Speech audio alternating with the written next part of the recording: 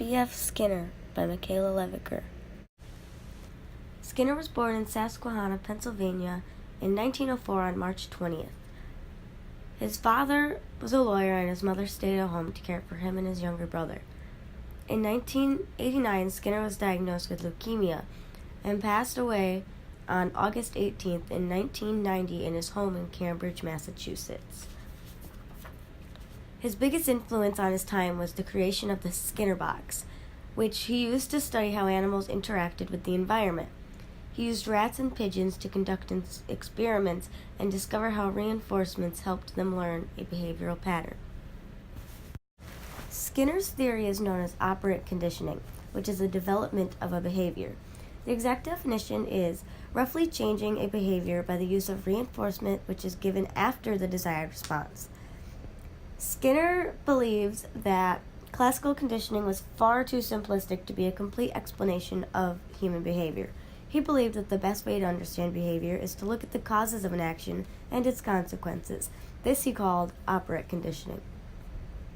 Skinner mentions 3 types of operants following a behavior: neutral operants, reinforcers, and punishers. Neutral operants are responses from the environment that neither increase or decrease the probability of a behavior being repeated. Reinforcers are responses from the environment that increase the probability of a behavior being repeated. These can be positive or negative. Punishers are responses from the environment that decrease the likelihood of a behavior being repeated. Punishments weaken the behavior. Skinner's theory of operant conditioning is built on the ideas of Edward Thorndike. Thorndike's law of effect suggests that any action that is followed by positive outcomes or rewards are more likely to be repeated than the actions followed by negative outcomes or rewards. Thorndike devised a classical experiment in which he used a puzzle box to study the learning in animals, usually cats, which is very similar to Skinner's Skinner box, which he studied rats and pigeons. Skinner's theory of operant conditioning applies largely to issues of class and student management, rather than to learning content. It's very relevant to shaping skill performance. A simple way to shape behavior is to provide feedback on learners' performance: compliments, approval, encouragement, and affirmation. A variable ratio produces the highest response rate for students learning a new task.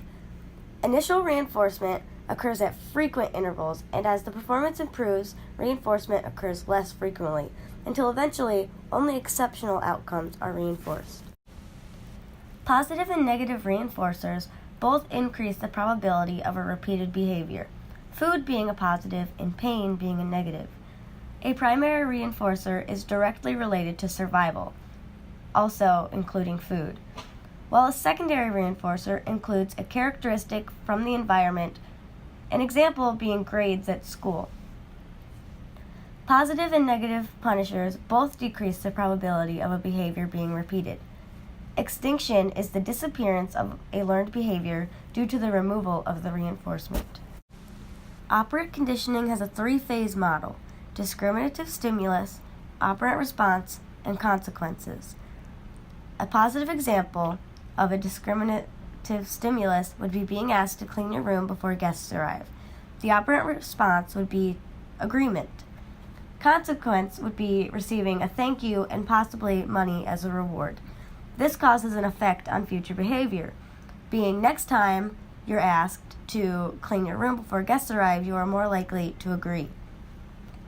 A negative example would be having cans of spray paint, and the operant response would be to graffiti the school.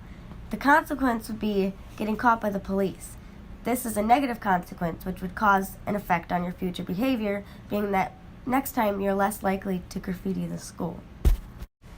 2 key takeaways of Skinner's theory of operant conditioning is that operant conditioning needs to be done progressively through the use of variable ratio conditioning in order to prevent the extinction by sudden removal of the reinforcement. It's also important to note that behavioral modification is not the same as bribery. Bribery would be always rewarding the desired behavior, while behavior modification or operant conditioning is to be done slowly in order to not have the behavior dependent on the reinforcement, typically through variable ratio conditioning.